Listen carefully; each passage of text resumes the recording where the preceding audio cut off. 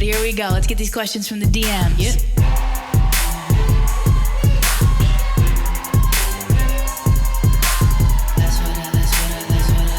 All right, well, that's what I heard. So, what do you want me to tell you?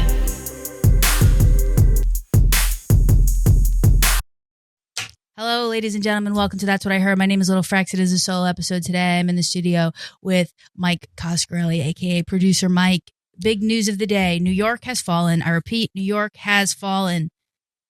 Take cover. It's fallen? It's fallen. What the hell do you mean? Congestion pricing. Oh, yes. Has been slaughtered. Yeah. Well, first of all, I woke up this morning to a new Apple review on our podcast. And thank you, by the way, to this reviewer. But it was not a review of our show. It was actually a review of our city. Oh, yeah? 5 stars, baby, is the title. I was in New York and New Jersey over the weekend. My first time at 49 years old. And I just want to say, no thanks. That place is a jungle of mean people. I was unimpressed each day, and it made me love my home of Michigan even more than usual. First of all, thank you for the review. And I can't even disagree with you. Let's talk big news of the week. For years now, there's been this big buildup to introducing what was called congestion pricing, which was going to be a first in the nation. No other city has this. So it's going to be essentially a pilot program. Yes. Which would install these sensors and cameras at various points in the city. And it would charge anybody to enter certain areas of the city a fee. If you entered in a car, motorcycle, or truck. So if you wanted to go anywhere below 60th Street, which for people who are not from New York, that's the lower half of the city. So most of the city. Most of the city. Yeah. Anywhere you. Most of Manhattan. Let's be honest. It's anywhere you'd want to be. Okay. Yes. They would charge cars $15. They would charge trucks between like $20 to $35, I think. Motorcycles like $7. Everyone's Uber was going to go up. The taxis was going to go up. If you were coming from over a bridge or a tunnel, you'd pay the enormous, usually $20 toll on the tunnel, and then you'd pay again for the congestion pricing. They said maybe you'll get like $5 off. If you came through a tunnel, maybe you get $5 off of the congestion price. Either way, the city was really united in saying, you better fucking not go through with this. But everyone insisted. We are going through with this. Governor Kathy Hochul, my friend, from the Buffalo Bills sports bar, the Bravest in Murray Hill, Manhattan, who I served a Miller Lite. No, what was it? A Labatt Blue. Yep. I served her and her husband and her drunk sister, Labatt Blues. Her drunk fun sister. Her fun sister, who, to be honest, gets Sheila in the governor's office. Okay? Little fucking personality in that office. Anyway. This has been going on for years. We've been ramping up for this. Last night, Hochul comes out and announces we will not be having congestion pricing. It was set to take place June 30th, so we were a couple of weeks out. And she says, "Hey guys, it's just not the right time. It's going to have too many implications on hardworking New Yorkers." It's like, yeah, bitch, that's what we've been saying. It's only been 3 years or so. They passed this in 2019. It's been 5 fucking years. 5 years, Jesus. Like, yeah, bitch, we've been mad about the idea. Right. Well, you know what's happening in just a few months, Frex. You tell me, but then I'll do my conspiracy theories. Okay. Well, but you say yours. An election. Basically, the reason stated for wanting to do the congestion pricing is environmental. Cut down on the smog, the car emissions, clean up the air in the city, obviously reduce congestion, as the name would suggest, make us more. And then really the whole thing was it was going to bring in, let's see, where's my thing? I believe it was supposed to bring in about $15 billion, which was going to fund the MTA. The subway system. So they were going to use this congestion pricing money that was placed on people who drive and use it to rebuild this sewer system of subways that we have. I don't believe it for a second. Right. I have a few theories. So basically, everybody was so mad, and the people that were most mad were longtime New Yorkers who. What people don't understand is like when you come here from another place and you're young and you're living the barista lifestyle, you don't have a car. This doesn't matter to you. You think city bike is cute. But people who grew up in Queens, people who grew up in Brooklyn, people who grew up in Staten Island, people who grew up in the Bronx, these are car people. These are working class car people. Yep. Okay? Yeah. Then we have the next level of that, which is the suburban car people.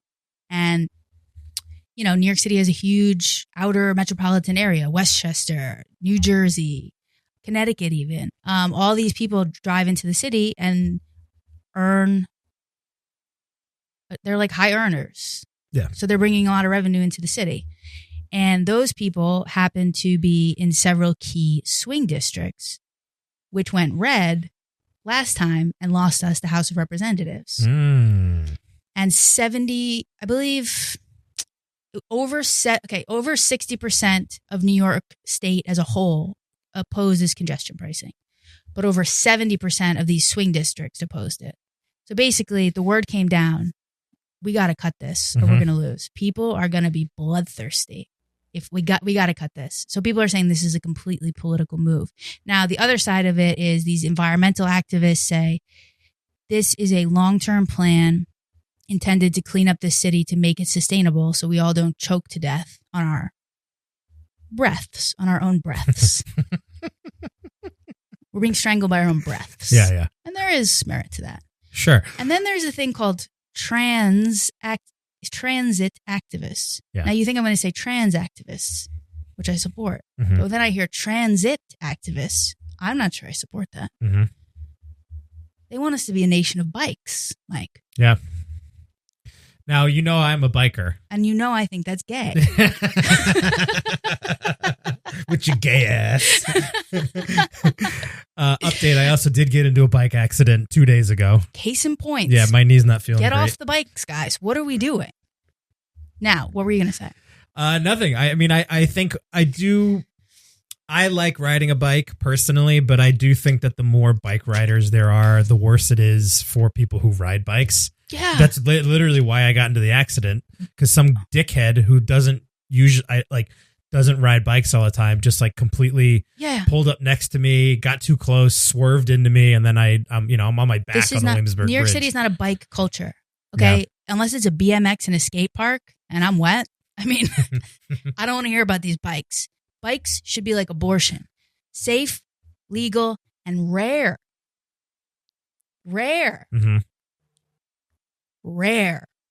Okay? That should be the slogan. Bikes. Safe, legal, and rare. That's just what I mean. And I'm not talking about recreational biking. Like you want to go on a biking thing for fitness. You want to drive out to the Rockaways. That's beautiful. Take some shrooms. Commune with God. I love that. To get around. But as a mode of transit, it's gotten out of control.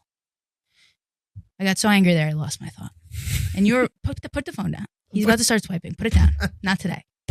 Okay? Give me 32 minutes. I'm listening to you. What are you talking about?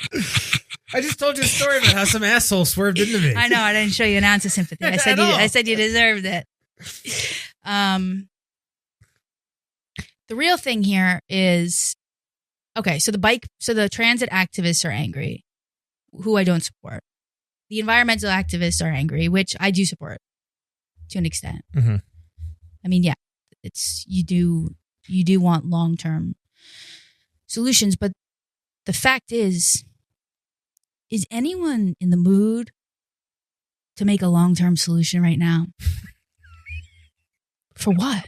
To better the city that won't be here in 40 years? You got to wonder. Don't bother me today. We're not going to be here long. Yeah. Don't bother me with this congestion pricing. The other thing too is, I mean, I have a feeling a lot of the people that this could affect long term. It's a cleaner city might raise those rents even more. I have a lot of real estate conspiracies I want to get into in a minute. Okay, I'm going to go off the rails today. Let me tell you something. This is an Aaron Brockovich episode. I'll tell you right now. Okay.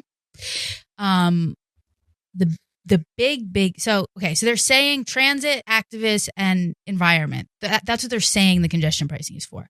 But we know that this is about the MTA. The forever in debt MTA. The MTA runs the system of buses and really the subways in New York City. It is crumbling. They're always in debt. They're always having to raise the prices. It's never going well. And they're always trying to, quote, find money for the MTA as if this is a couch cushion. I'm sorry. You're going to charge the entire city of New York money for driving so you could, quote, find a couple billy for the MTA? Yeah. Like they're flipping couch cushions constantly. Yeah. And then the opponents are going, where are we going to find this money? The governor has no plan to find this money that we were supposed to get. Someone said, delaying congestion pricing is a slap in the face to the millions of New Yorkers who rely on public transportation every day just to appease the program's loudest foes. Elizabeth Adams, Deputy Executive Director for Public Affairs of Transportation Alternatives, a group that advocates for public transit. Let me stop there. That's a lobby. And I'd like to look up her salary. It's probably a lot. You have the computer. Oh, you're asking me to look up. Okay, got it. You go, it's probably a lot. Find out. Why didn't you tell me directly? What's her name? Elizabeth Adams, Transportation Alternatives is the name of the group. I mean, I don't know how it works in other cities, so I don't know how crazy it is, but the fact that actually a private company runs our transit system is kind of bananas. And they make, like, the executives make, $300,000-$400,000 a year. Listed. Do you want to take a guess? At her what? At her compensation? 300,000? No. All right. So listed, it's $132,217. Okay. But then there's a column for other, which is $22,000. Which is investments. And then she'll go sit on the board of JP Morgan when all this is done. Sure. So she'll advise them on where they should invest in transit. Yeah. So like $150,000. So she needs to take several seats. Okay?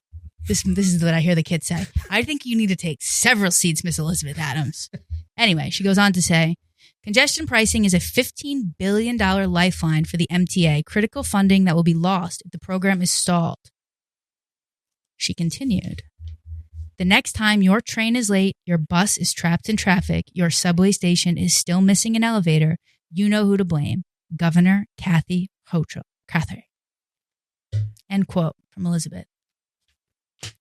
Guys, you've come up with 1,000,001 fucking schemes to, quote, find the money for the MTA. It has never gotten better. You started building the 2nd Avenue subline in the 70s. Yep.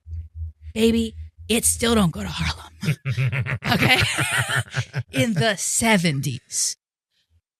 We could give you all the... Elon Musk could come in here and say, I will personally grant the MTA a private grant, free money to do whatever these repairs they say need to be done are. It would still not get better. It would go to the salaries and the rat czar. Yeah. Remember when they hired the rat czar? Yep. Which was kind of fucking fire, to be honest. Yeah. It's kind of a fire job. Uh-huh. The person in New York to get rid of the rat problem. Which actually, I ain't seen one in a minute. Now that I'm thinking of it, that person did a good job. Yeah, they've done this they've done these funding deals a million different ways. The subway has never gotten better. It is an old system. And we're like, well, in Japan, it's perfect. In Japan, they just built it. Right.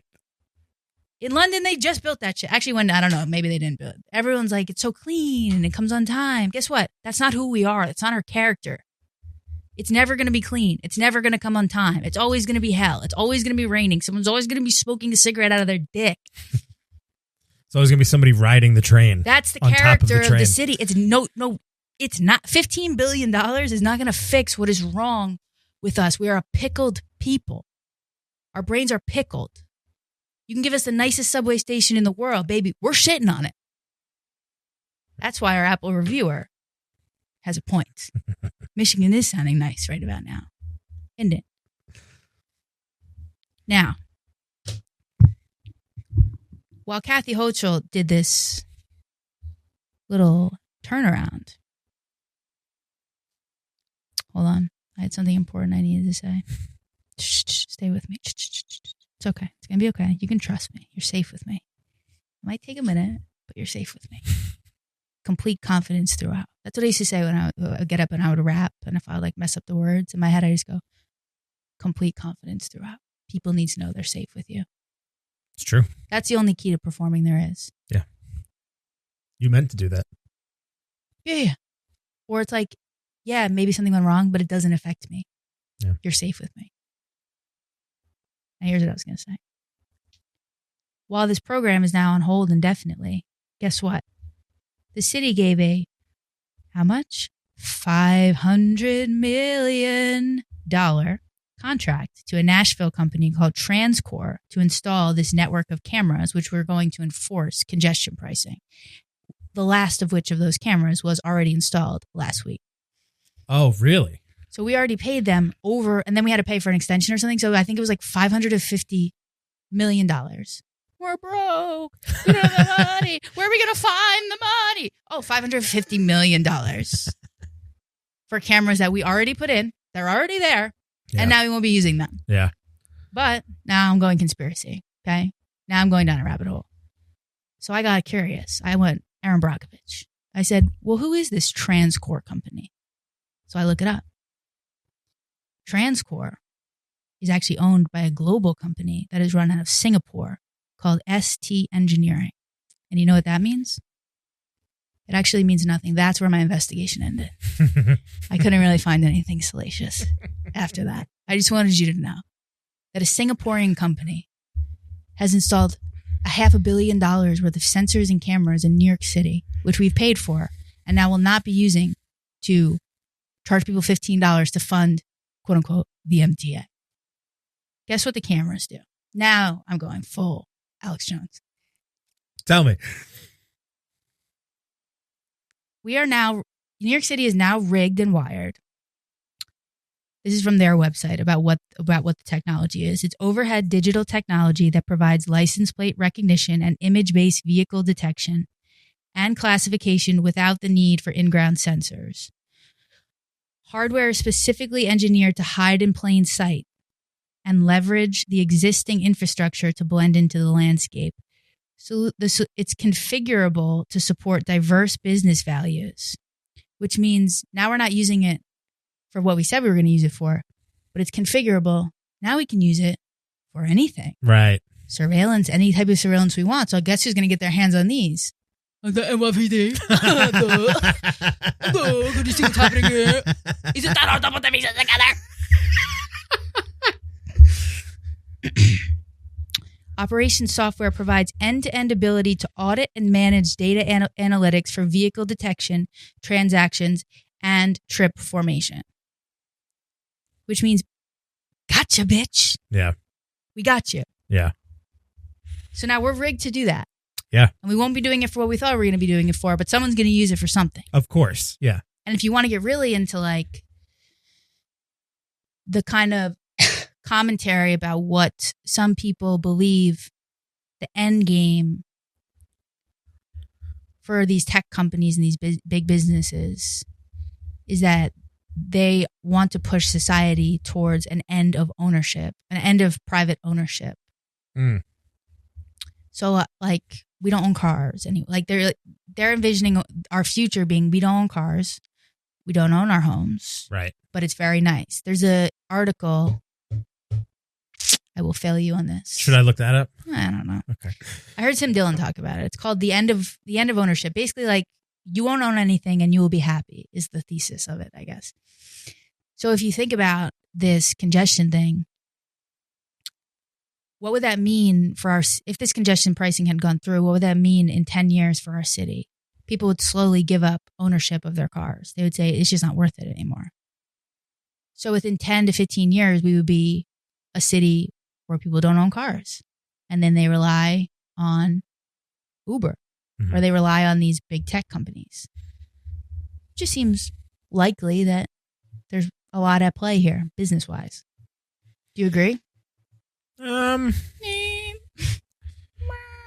don't know that I think that it's a conspiracy necessarily. I think that not a conspiracy. It's just the bigger picture, because like what we're being told is it's about smog. Yeah. And if you zoom out, it's not that it's a conspiracy. It's right in plain sight. It's like about the bigger picture of a vision of what people want us to move towards.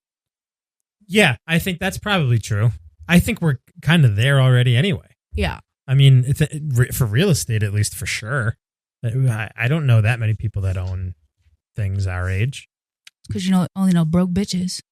Maybe. But doesn't it feel like everybody's kind of a broke bitch right now that's in our age bracket? Yeah. I know very few people. I have one friend that I can think of that owns a house. I know rich people. Okay, well then.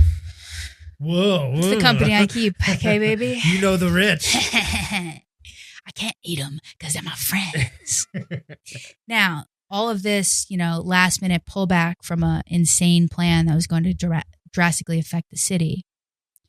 And even though the plan is not going through, as I've just been saying, it is still going to drastically affect the city because the city is now rigged, locked, and loaded with this new system of surveillance. Yeah. That's what it is, But this all reminds me of one of my favorite New York periods, the L-pocalypse. If you remember, in 2016, they announced that the entire L train would shut down for 15 to 18 months. Yeah. And we were 3 years out when they made this announcement. Yeah. Okay. They said and then they said it's a guarantee because the tunnels were damaged during Hurricane Sandy in 2012. And the only way to repair this L train tunnel was to completely shut down service and do whatever the fuck they were going to do. It was a given. People were furious. People said, this is going to cripple the city. This is going to cripple the outer boroughs. This is going to cripple people's ability to get into Manhattan and around Brooklyn. I think like papers like the New York Post was calling it like the year that Williamsburg dies. And wouldn't that have been nice? Yeah. But guess what? Down from Albany comes another angel. This time not Kathy Hochul, but the man who she killed, Governor Andrew Cuomo. Mm-hmm. And a few weeks, maybe even days. Let me see. Did I have that written down? Whatever. Right before this L train, this years in the making L train shutdown was to go into effect, Andrew Cuomo comes down and does a late night tour of the tunnels. I don't know if you remember that video footage. He's wearing the Carhartt jacket. Yes. He's in the tunnels with the boys. They're looking with the flashlights. They're like knocking on the tunnel, what kind of wood is that? The man thing. And he comes out. What kind of wood is that? Like, is that oak? Like they're doing that. A wire over here. Yeah. Get the cutters. Yeah, you see this wire? So he's doing that whole shtick in the middle of the night. And then he comes out and he gives a press conference that nobody was expecting, saying, actually, we don't need to shut down the L train. I've actually found a different way. And so the L train shutdown will not be happening. And now people say that, Andrew Cuomo was such a bulldog douche and he hated Bill de Blasio, mayor of New York, so much that this was really just to fuck him over and make him look like an idiot. Yeah. It's like that Dumb and Dumber thing where remember with the gloves? And he's like, oh, I have a second pair of gloves. And he turns to me and goes, the whole time. Yeah. The whole time. It's like, oh, you knew a different way to do this the whole time. Yeah. And the night before, you're down in the tunnels with the boys and the flashlights. Yeah. And now you know this other way where we don't have to shut down the L train. Yeah.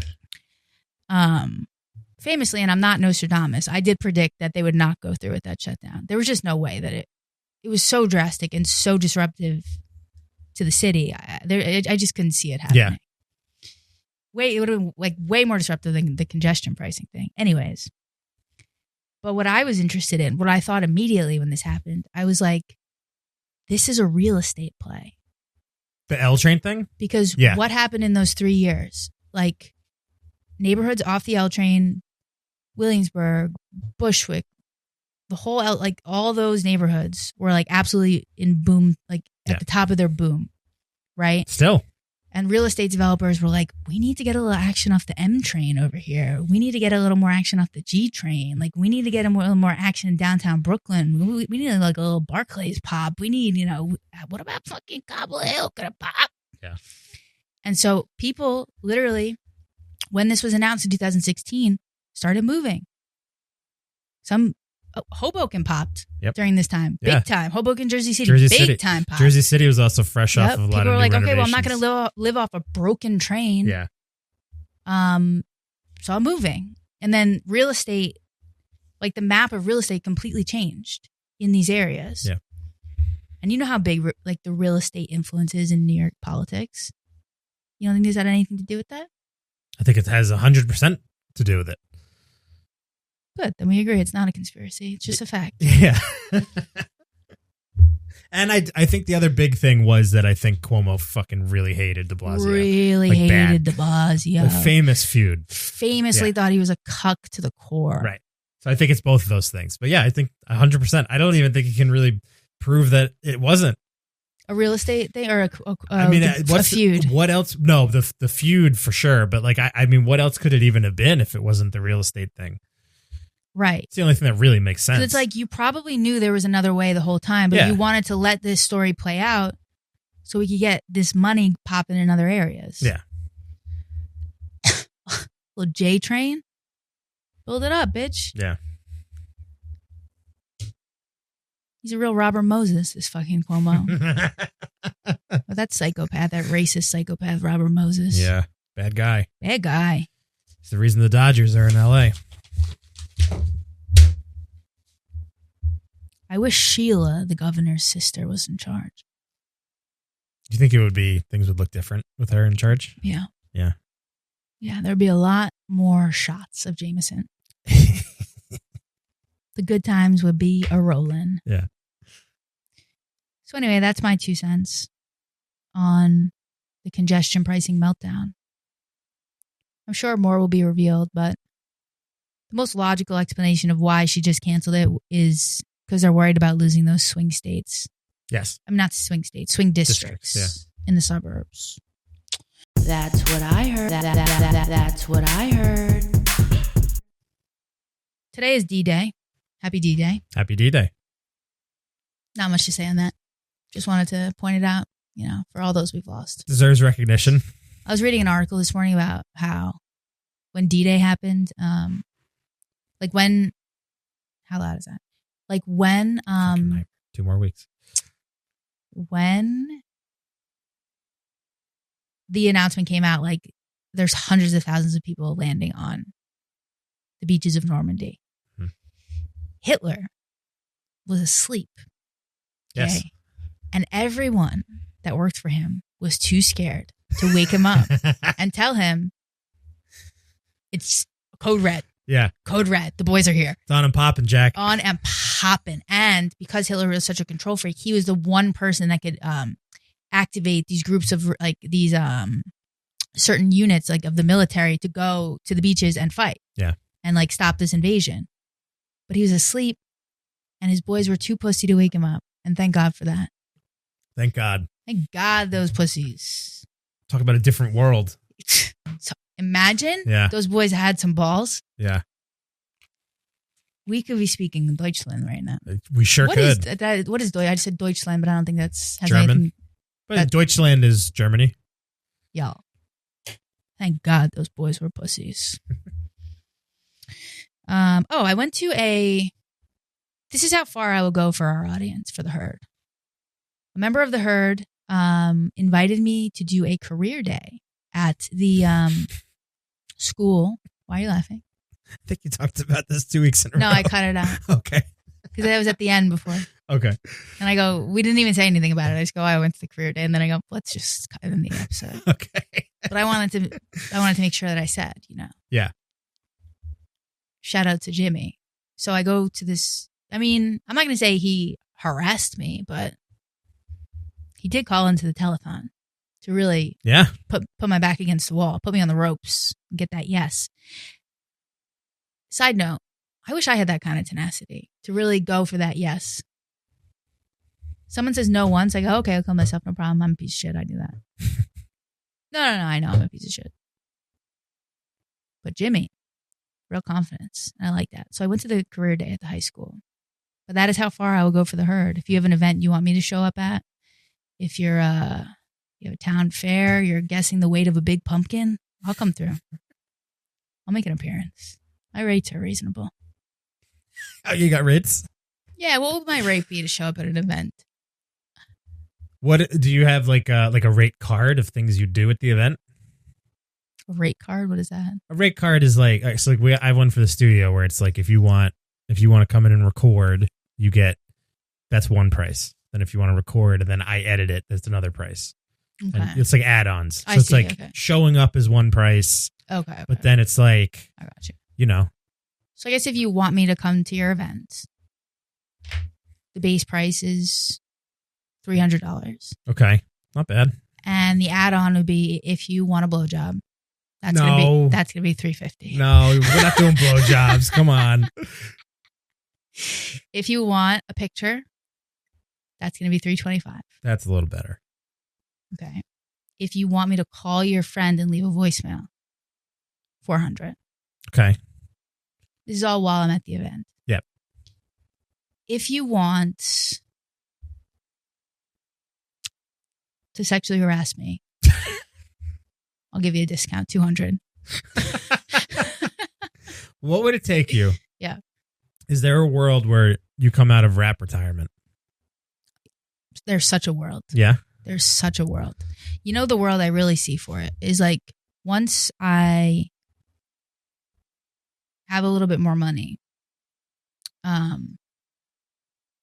I make another EP and I release it all through TikTok videos that I'm not in.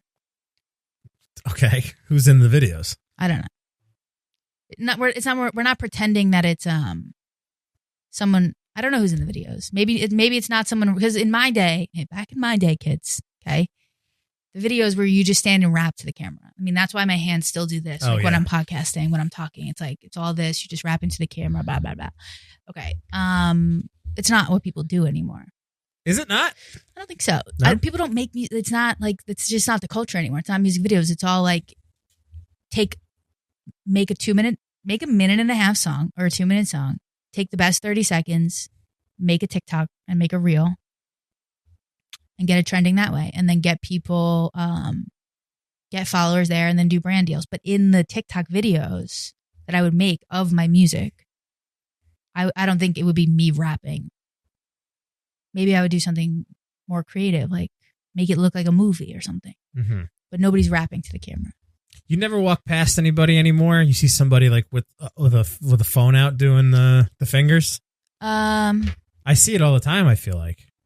I mean, I do it every time. Yeah, I mean, I guess. I don't know. Yeah, do it again, Mike. Yeah, you look like you work at Coyote Ugly, baby. And then people also do this. BBL they do this Mikey. thing. They do this. Yeah. We're so embarrassing. Yeah, we're old. We're so old. No, I guess people do it, but it's not the name of the game. It's not like I'm gonna make a 5-minute music video and get it on Pitchfork, get it on Fader. This is what it was on MTV. Gotta get it on Fader. Yeah, and we gotta get 1 million views on YouTube. It's more just like snippets. Everything is a snippet culture, baby. So yes, there is a big world where I come out of retirement because it is something that I love. I probably go out to Cali. I call my boy Kyle. Kyle raps. I say, you got a couple songs left in you, brother. And I would have him produce the songs. We go out there. I'd come back with 3 songs. And we'd call it.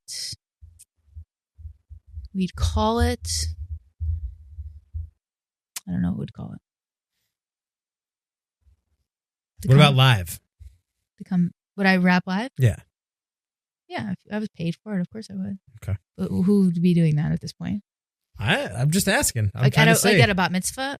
Here's the rate card. Uh-huh. If you want me to rap at your bat mitzvah, or your sweet 16, or your 65th birthday party, or your retirement party, or your bachelorette party, contact me. Okay. My rates are reasonable. Rates upon request. I mean, the big shows would always be like, not the big shows, but like those type of gigs would always be like $2,500. That's great. Yeah, it's great. And then the other option would be $0. You're in Bushwick. Mm-hmm. $0. Not even like a drink ticket. It's like, this will cost me money. What if we did like a Slickback Studios live thing? Oh, so you have ulterior motives? Then get to the real question, Mike. We're doing this whole ring around the rosy. We're doing a ring around the rosy. What's the real question? I'm pitching you scenarios. Okay. So we do a Slickback Studios live thing, meaning everybody does like a talent show. Everybody does everybody does something. People do stand up. People do something other than stand up. Improv. Sebastian does improv. Yeah. Me and Sebastian play Zip Zap Zop. Yeah. Yeah, I would do that. Do you support Caitlin Clark? She's getting trashed in the WNBA. Girls are pushing her. A lot of think pieces saying she sucks and everybody only likes her because she's white. And then Pat McAfee. I'm sorry, that was funny. Call her a white bitch. Well, but the way he did it is like this was the segment.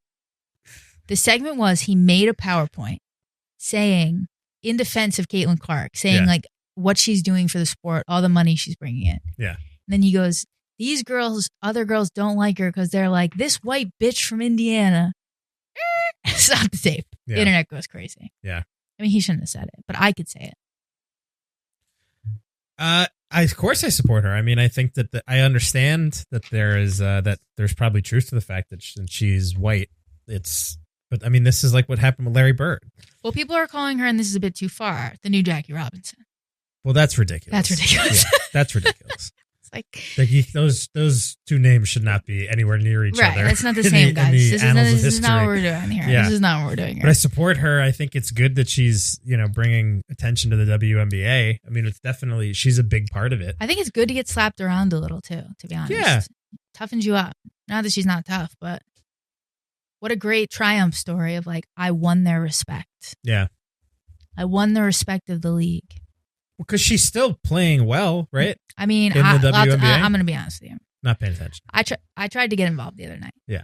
I placed a parlay on the New York Liberty versus the Fever game. I go, I'm going to support. I'm going to support my city. Your psychotic associate producer, Ronnie, sent me a text saying, I was just at a Liberty game. And and she goes, that's the real team that runs this city. I didn't know she did that. I saw the text. It was so outrageous. I put my phone on Do Not Disturb, and I took 4 melatonins. I went to sleep. It was so outrageous what she said to me. Yeah, that is pretty crazy. But I'll tell you this: a couple days later, I go, I'm gonna get involved.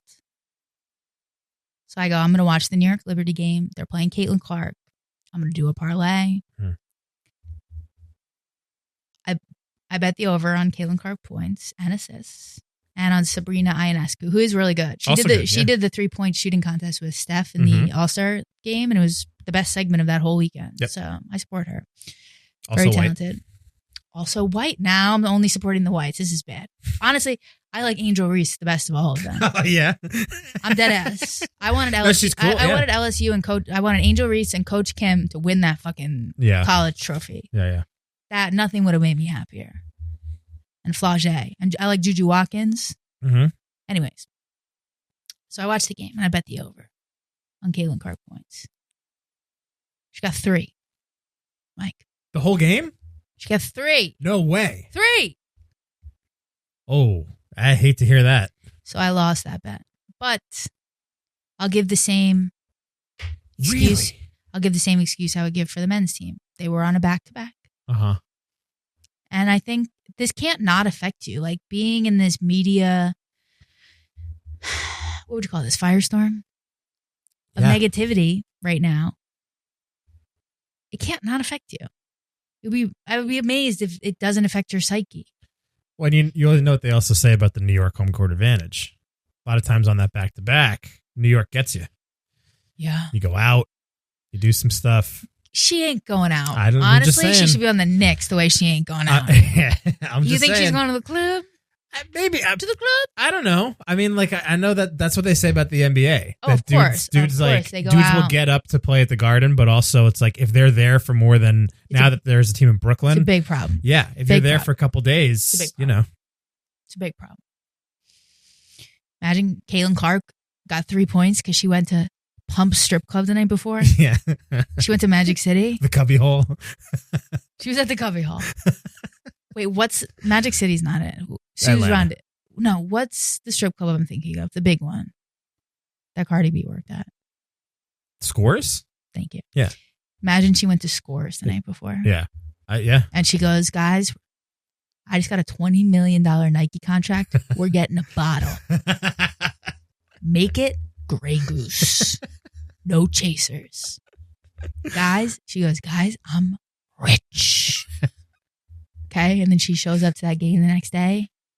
She might as well just put up a goose egg. There was a bird flu death in Mexico. You ready for another pandemic? No. You know, I saw this story. I go, you know, I threw up after I ate chicken the other day. Makes you wonder. Yeah, it makes you wonder. Did I get it? I don't give a fuck about the bird flu. I don't either, really. Bird flu, first of all, let me go straight to camera. Bird flu, I'm speaking to you. Can you stop looking at the monitor? Yeah. If you're going to go straight to camera? Yes, I can. Let me go straight to camera. I want to speak directly to the bird flu. You've tried this already, honey. And you couldn't get us 10 years ago. And you ain't going to get us now. Your tricks are tired. And we're not falling for it this time. With your bird flu. That's it. Yeah. I can't imagine. Do you think another pandemic could happen? Not the bird flu, but like. Of course. But yeah. the problem is, it's never going to be fun like it was last time. You thought it was fun the whole time? Not the whole time. Of course, Yeah. I was terrified. I was like, I lost my job. You know, Right. The bar closed. The first 2 weeks, I was terrified. Mm-hmm. But then, you know, as I've said it a million times in this podcast, I got over it pretty quickly, and I just embraced the culture. And you know what? I decided. You know what I really loved most about that pandemic, aside from the unemployment? Half-Life. Mm. I loved Half-Life. Mm-hmm. Half-Life is my kind of life. Yeah. It's like you're doing just enough. Yeah. It seems like, and that's enough. Yeah. And you never have to like have in your head, is there somewhere else I'm supposed to be right now? Man, should I have gone to that open mic? Mm-hmm. And then you can't enjoy what you're doing because you're like, I guess I should have gone to the open mic. Nope. Not in Half-Life. There's no open mic. So whatever you're doing, wherever you're at, wherever your feet are, it's what you're supposed to be doing, hon. And there was something beautiful about that. Yeah. So while I welcome another pandemic for those reasons, I don't want it to happen as soon as I start doing well financially. The other thing is, at that time, I wasn't doing well financially. Mm-hmm. So it didn't matter to me. Like people who really, I mean, of course, goes without saying, people who lost their businesses, horrible. And then people who went from making good money to not making good money, that also sucks. Mm-hmm. Don't look at me like that. You like what? I don't know. I think it's time to wrap this up. All right. All I'm saying is just cut the shit, bird flu. Don't try it. I'm not in the mood.